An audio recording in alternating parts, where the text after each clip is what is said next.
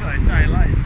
Jao, poštovani gledalci i ljubitelji live-a Vuka Đuričića, nalazimo se na Monovaci, se malo namazao sa nekim blatom od nekih bugarskih careva. Da li je to Bugarska ili Boris drugi, jednostavno ne znam. Ali ono što jeste sigurno jeste da želim da se malo odmah da što lepši dječko i da imam bogatu djevojku koja je mnogo very live, manji, mjau, da jedno svaki dan plaćići i tako dalje.